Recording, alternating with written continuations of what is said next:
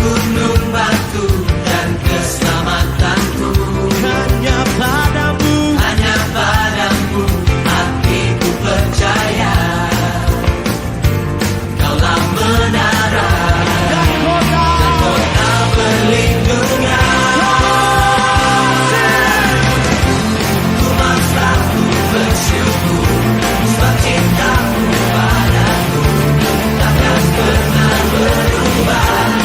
Hatiku percaya walau bumi bergoncang, gunung-gunung beranjak, namun kasih setiamu tak pergi dariku. Yang percaya katakan aja.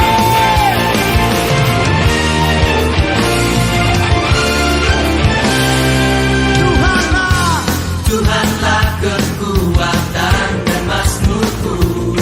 Oh yeah. Dia gunung batu dan keselamatanku. Hanya padamu hatiku percaya. Kaulah menara dan kota perlindungan. Ku mau selalu bersyukur sebab cintamu padaku takkan pernah berubah. Hatiku percaya walau bumi bergoncang, gunung-gunung beranjak, namun kasih setiamu tak pergi dariku.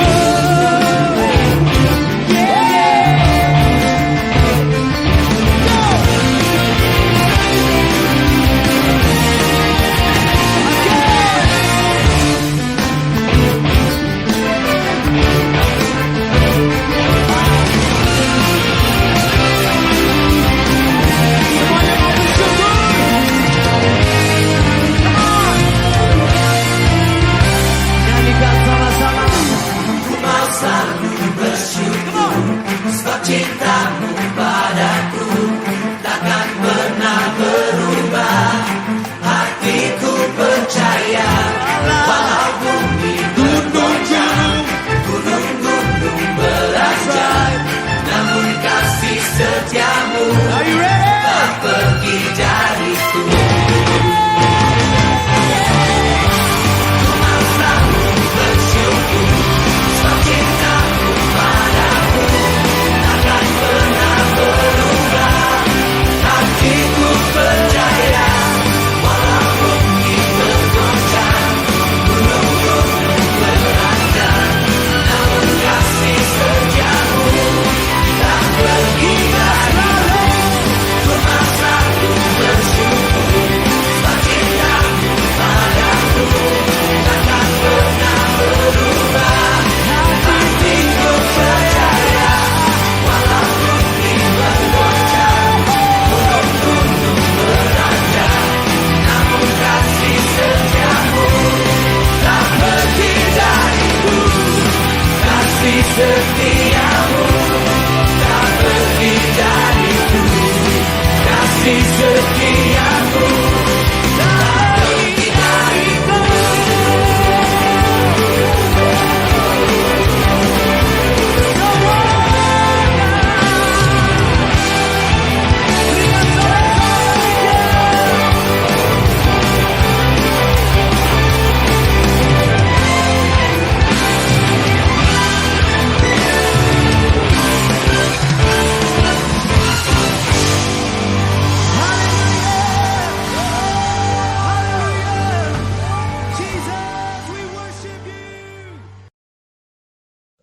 Selamat malam teman-teman.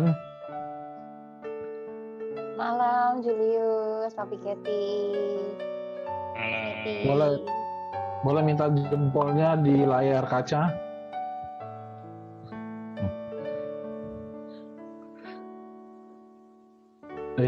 Bro Fandi, sip.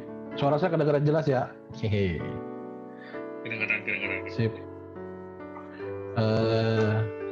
Izinkan saya untuk sharing singkat malam-malam hari ini. Saya coba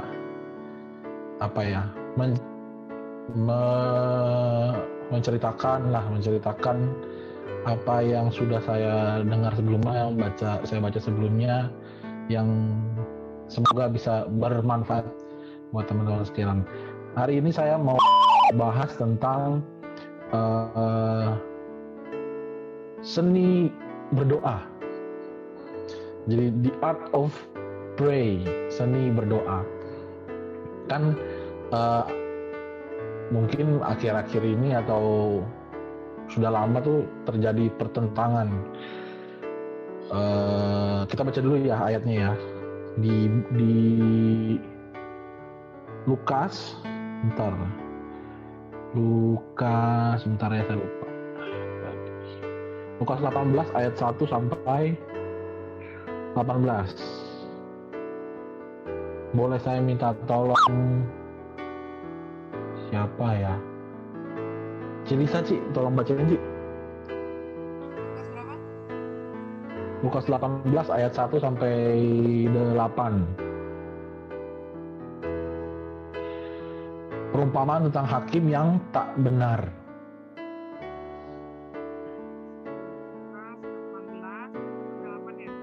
Iya.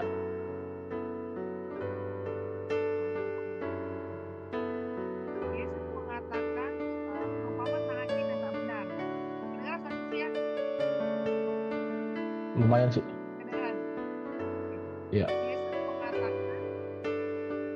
Yesus mengatakan suatu perumpamaan kepada mereka untuk menegaskan bahwa mereka harus selalu berdoa dengan tidak jemu-jemu. Katanya dalam sebuah kota ada seorang hakim yang tidak takut akan Allah dan tidak menghormati orang pun. Dan di kota itu ada seorang janda yang selalu datang pada hari itu dan berkata, "Belalah aku terhadap lawanku." Beberapa waktu lamanya hakim itu menolak, tetapi kemudian dia berkata dalam hatinya, "Walaupun aku tidak takut akan Allah dan tidak menghormati seorang pun, namun pada janda ini baiklah aku membenarkan dia, supaya jangan terjadi ia datang dan akhirnya menyerangku." Kata Tuhan, "Ingatkanlah apa yang dikatakan hakim yang lalu.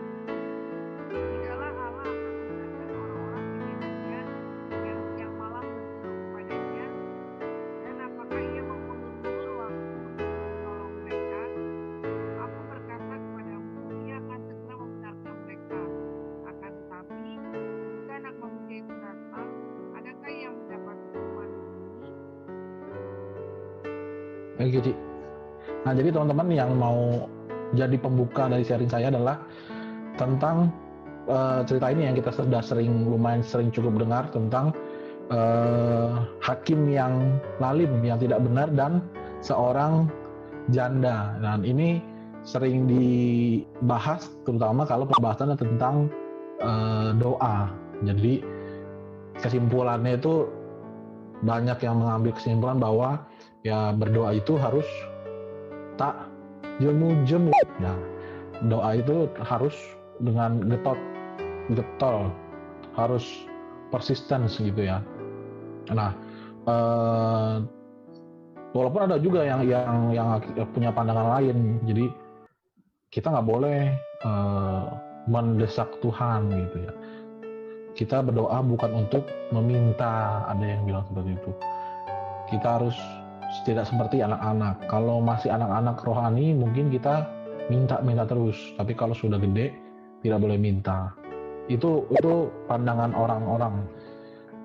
Mungkin pandangan saya bisa beda sama teman-teman, dan beberapa kita mungkin ada yang sedikit beda. Nah, yang mana yang benar? Nah, saya malam hari ini coba sharingkan pandangan saya, ya tentunya juga saya nggak dapat sendiri, tapi juga dengar dari pembicara, dari pengkhotbah, tapi sudah saya baca sendiri. Saya menurut akal sehat saya dan nurani saya sih, menurut saya inilah yang harusnya dimaksud dari ayat ini. Nah, kalau di kisah ini kan terkesannya bahwa diawali dengan adanya seorang hakim yang tidak takut akan Allah dan tidak menghormati seorang pun. Dan di kota itu ada seorang janda yang lagi kena kasus, ya mungkin kasus. Intinya dia ada menghadapi suatu peradilan di mana hakim inilah yang menentukan nasib dia. janda ini bilang bahwa dia menuntut haknya. Nah, awalnya hakim ini tuh tidak menghiraukan janda ini. Sudah pasti, menurut saya sih sudah pasti karena statusnya ini, orang ini kan janda. Janda itu mungkin statusnya itu agak rendah lah ya. Bahkan apalagi zaman dulu itu perempuan, dia bukan laki-laki, dia perempuan dan dia janda. Seharusnya kan dipandang sebelah mata. Apalagi yang apa tuh? Apalagi dihadapi oleh seorang hakim yang statusnya itu tinggi banget waktu itu. Nah, tapi teman-teman, tapi kan kita tahu semuanya di akhir cerita bahwa si janda ini itu dengan getol tiap hari datengin si hakim, pokoknya mana hak saya, tolong menangkan saya, istilah gitu. Sampai suatu ketika si hakim ini, waduh kalau begini terus, beberapa waktu lamanya hakim itu menolak. Jadi awalnya hakim itu menolak karena ya itu ya, dia pandang sebelah mata. Tapi karena dengan tak jemu-jemunya si janda ini menuntut haknya, dia mendesak terus si hakim, maka si hakim ini bilang, karena janda ini menyusahkan aku, baiklah aku membenarkan dia supaya jangan terus saja ia datang dan akhirnya menyerang aku. Maka ini diartikan oleh banyak orang bahwa berdoa dengan jemu-jemu dan getol, maka akhirnya Tuhan akan luluh. Nah, tapi sebenarnya ada sebuah penjelasan yang sebenarnya menurut saya akan meluruskan semua ini, yaitu kalau kita baca di pasal sebelumnya, di pasal ke-17. Ini kan 18 ya, Lukas 18. Di Lukas 17 saya singkatkan buat teman-teman. Lukas 17 ayat yang ke-20. Jadi sebelum pembicaraan ini itu sebenarnya ini kan si Tuhan Yesus yang kasih cerita ya. Tadi di Lukas 18 ayat 1 dibilang Yesus mengatakan sesuatu perumpamaan kepada mereka. Berarti mereka ini tuh maksudnya ke murid-murid Tuhan. Jadi mereka lagi ngobrol nih. Obrolan sebelumnya di ayat 17, di pasal 17, Tuhan Yesus tuh lagi ditanya tentang kedatangan kerajaan Allah. Nah, Lukas 17 ayat 20, atas pertanyaan orang-orang Farisi, apabila kerajaan Allah akan datang, atas pertanyaan orang-orang Farisi, apabila kerajaan Allah akan datang, maksudnya kapan sih kerajaan Allah akan datang gitu ya? Kapan sih istilahnya akhir zaman ya? Atau kalau dalam hal ini kan sebenarnya Tuhan Yesus datang lagi. Tuhan Yesus jawab, kerajaan Allah datang tanpa tanda-tanda lahiriah. Kemudian di 17 ayat terakhir, ayat 37, murid-muridnya nanya, kalau tadi kan ditanya kapan ya, kapan akhir kerajaan Allah itu akan datang? Tuhan jawab, tadi di awal itu adalah kerajaan Allah datang tanpa tanda-tanda lahiriah, jadi nggak ada yang tahu. Di ayat ke-37 mereka nanya lagi, murid-murid tanya lagi, di mana Tuhan? Maksudnya tuh di mana dia datang gitu ya? Karena sempat dibahas sebenarnya di bacaan lain, di bacaan lain, maksudnya kita nggak usah pusing Tuhan itu kalau ada yang di sini kamu jangan percaya karena kedatangan Tuhan itu seperti kilat yang menyambar dari ujung bumi ke ujung bumi lain. Di ayat yang terakhir dari pasal 17 Tuhan bilang di mana ada mayat di situ berkerumun burung nasar. Maksudnya adalah ketika orang nanya kapan kerajaan Allah datang, di mana Tuhan Yesus kerajaan Allah datang tepatnya di bumi, Tuhan Yesus ingin menyampaikan bahwa bukan kapannya yang penting, bukan di mananya yang penting. Nah, apa yang penting? Dia berlanjut di ayat 18 ini, yaitu yang penting adalah kesiapan iman orang-orang yang menantikan kerajaan Allah. Makanya Tuhan Yesus di pasal 18 ayat pertama itu dibilang Yesus mengatakan suatu perumpamaan kepada mereka untuk menegaskan. Jadi maksudnya untuk menjawab lanjutan dari pasal 17 obrolan yang sebelumnya, yaitu bahwa mereka harus berdoa dengan tidak jemu-jemu. Nah kan kalau sebelumnya mungkin ada mispersepsi bahwa berdoa tidak jemu-jemu itu berdoa yang meminta. Ini saya kurang lebar ya, kalau ada yang lebih lebar lagi. Berdoa yang meminta Ya, dimengerti. copy that. Nah, mispersepsi bahwa berdoa dengan tidak jemu-jemu adalah berdoa yang minta kemauan diri sendiri ya. Ya pasti teman-teman sebagian atau semuanya pun sudah tahu. Yang dimaksud merata di sini adalah berdoa tidak jemu-jemu untuk supaya kita tuh bisa ikut masuk dalam kerajaan Allah. Jadi seperti tadi ya, kita nggak perlu tahu kapan kerajaan Allah datang, kapan akhir zaman, di mana itu akan terjadi. Tapi yang terpenting adalah kita harus berdoa tidak jemu-jemu, hidup dengan benar untuk menantikan kedatangan Tuhan. Makanya di ayat yang ke-8 tadi, aku berkata kepadamu, ia akan segera membenarkan mereka, akan tetapi jika anak manusia itu datang, adakah ia mendapatkan iman di bumi? Lu gak usah pusing kapan dan di mana. Emangnya kalau dia datang lu udah siap belum? Ya, makanya harus doa jemu-jemu setiap hari dan lain sebagainya. Itu yang poin pertama yang kita harus sepakati bersama, bahwa berdoa gak selalu tentang minta sesuatu sama Tuhan. Memang ada ayatnya yang mintalah maka kamu akan diberi, ketuklah, gitu ya. Nah, tapi kan di berikutnya dijelaskan di Matius itu dijelaskan seorang bapak itu tidak mungkin memberikan ular pada anak yang minta bakmi. Nah, minta roti. Jadi tahulah kita harus tahu itu kita minta apa. Kita minta untuk kebaikan kita kah? Untuk kesenangan kita kah? Gitu. Nah, sebenarnya Tuhan itu selalu menjawab doa kita. Tuh, saya sih percaya bahwa kapanpun kita minta, kali ini benar-benar doa minta ya, dia akan selalu mendengar, dia selalu merespon, dia selalu menjawab. Tapi tentu kita tahu, sadar itu jawabannya belum tentu iya ya. Mungkin ada kisah-kisah di mana orang berdoa langsung dijawab. Ada kesaksian orang-orang tentang kesembuhan dijawab. Di Alkitab ada raja yang minta ditambahin umurnya tuh, Hizkia ya, dia ditambahin umurnya. Dan banyak tokoh-tokoh Alkitab yang ketika berdoa, doanya langsung dijawab. Ada juga doa yang perlu waktu untuk dijawab. Ada janji yang perlu waktu untuk terjadi, di Alkitab banyak. Ada juga doa yang jawabannya adalah tidak. Jadi jawabannya ya, nanti, tidak. Itu terjadi salah satunya sama Paulus ya. Dia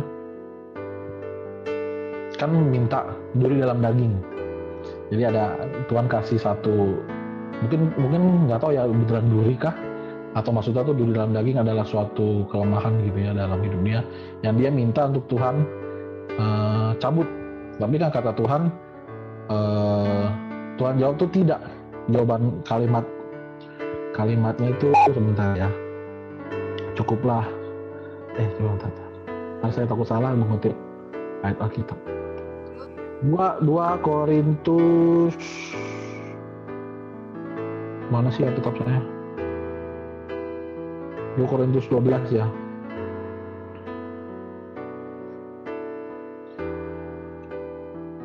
Tentang hal itu aku sudah 3 kali berseru kepada Tuhan supaya utusan iblis itu mundur daripadaku.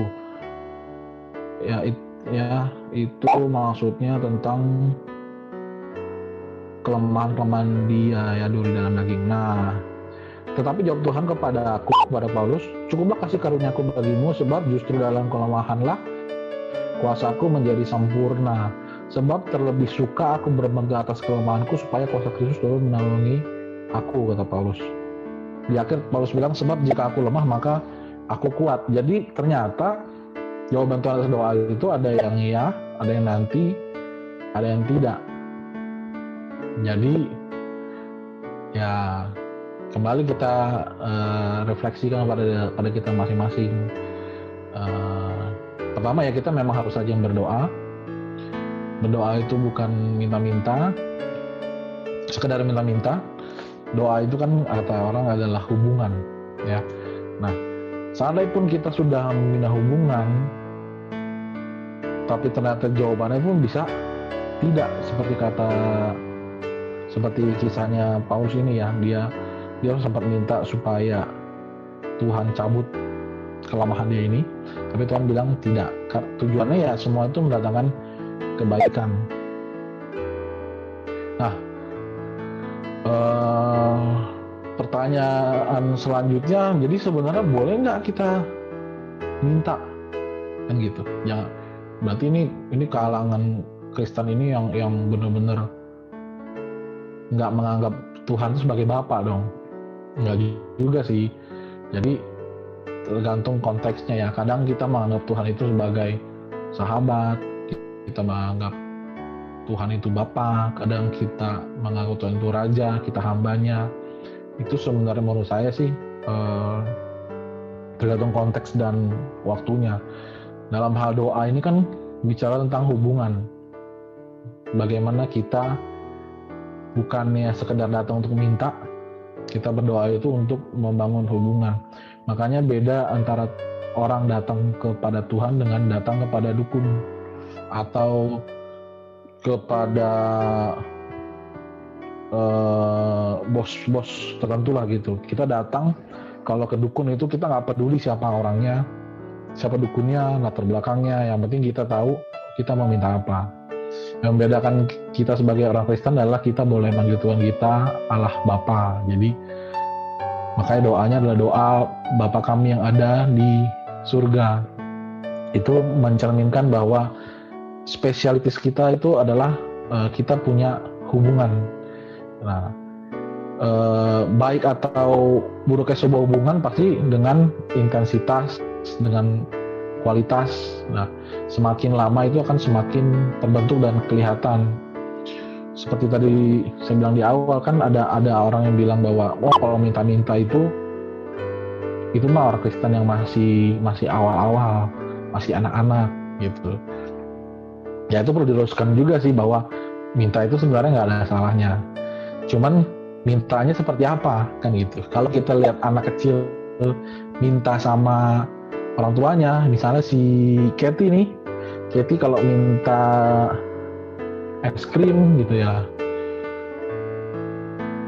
kita nggak awalnya kan kita kasih coba dia cobain es krim, dia minta terus sampai suatu titik kita anggap dia sudah kebanyakan makan nih, dia nggak boleh makan satu porsi penuh, kita akan stop semuanya demi kebaikan dia, kebaikan si anak ini, karena dia masih kecil, dia belum tahu kebanyakan makan es krim pun nggak bagus. Nah, mungkin kita juga seperti itu ya, kita minta sama Tuhan kasih. Tuhan, saya minta pekerjaan yang baik, Tuhan kasih. Tuhan, saya minta keluarga, Tuhan kasih. Tapi sampai kita lupa lah, kita ketagihan, kita terus-terusan, kita minta pekerjaan, dikasih kerjaan, kita malah menyembah pekerjaan kita menyembah karir kita, sampai suatu titik ya Tuhan harus istilahnya cut itu, protes sama Tuhan. Padahal itu semua pasti demi kebaikan kita. Nah, pertumbuhan rohani seorang anak Tuhan pasti akan harusnya yang sehat adalah menjadi dewasa. Seorang anak misalnya Katie nih, dia sudah beranjak SD, mintanya pasti beda, bukan es krim. Mungkin dia minta handphone, mungkin dia minta ya handphone lah mungkin ya, kalau zaman sekarang. Tetap itu masih kanak-kanakan. Ketika dia sudah beranjak jadi remaja, mungkin pola pikirnya lebih dewasa. Dia kalau ngomong sama papa mamanya bilang, papa mama, aku ini baiknya masuk kuliah jurusan apa ya? dia datang ke papa mamanya bukan untuk minta sesuatu, tapi minta pendapat. Jadi itu mulai ada peningkatan. Sampai mungkin dia akhirnya sudah gede, udah punya usaha, dia kalau ada masalah dia datang lagi sama papa mamanya. Mama, ini perusahaan usahaku ini lagi ada kendala nih, lagi ada krisis. Saya harus bagaimana ya? Ada masukan, ada saran. Jadi semakin dewasa kita datang meminta, bukan untuk minta kita diberi ya, minta materi, minta berkat, minta petunjuk apa yang harus saya lakukan. Bahkan sampai mungkin berapa di antara kita yang sudah saya dewasa semua, sampai akhirnya kita tuh mendesak orang tua kita itu, mah minta apa sih nih, aku beliin gitu. Atau kita bilang, mah please lah, aku minta mama jangan telat makan. Aku minta mama itu kalau ada sakit dikit ngomong ke aku. Aku minta supaya mama itu lebih berhati-hati karena kita sayang ke dia. Permintaan kita semakin kita dewasa itu semakin berubah. Makanya quote yang paling terkenal yang mendarah daging adalah Presiden Amerika yang kesekian yang bilang, jangan kau berkata kepada negaramu apa yang negaramu berikan kepadaku, tetapi katakanlah pada negaramu apa yang bisa ku berikan kepada negaraku. John F. Kennedy. Saya beberapa mendarah daging, saya lupa namanya. Saya cuma ingat pengkhotbah yang ngomong. Ya itu sih menurut saya, waktu sudah mau habis, nanti tinggal dilanjut sama doa ntar lagi. Jadi tentang seni berdoa itu saya pengen sharing bahwa jangan sampai kita terjebak dalam permintaan, apalagi kalau jemu-jemu tadi dianggap sebagai mendesak Tuhan gitu ya. Jemu-jemunya tentang kegetoran kita supaya kita lebih dekat sama Tuhan. Jemu-jemunya setiap hari, setiap waktu kita memperkarakan segala sesuatu itu bersama Tuhan. Naik motor, naik mobil, kita ngomong dalam hati. Ya saya juga belum sampai begitu, tapi firman Tuhan berkata demikian. Let's do 1 minute. Kita bangun hubungan yang penting. Sampai kita makin beranjak dewasa, kita tahu kita boleh minta anak Tuhan, tapi minta yang dewasa ya. Permintaan anak kecil berbeda dengan permintaan anak dewasa. Sampai kita sudah dewasa banget, bahkan kita minta supaya apa sih Tuhan, kasih tahu saya dong, saya mau berbuat apa supaya Tuhan disenangkan. Sekian teman-teman, terima kasih, semoga bermanfaat. Amin.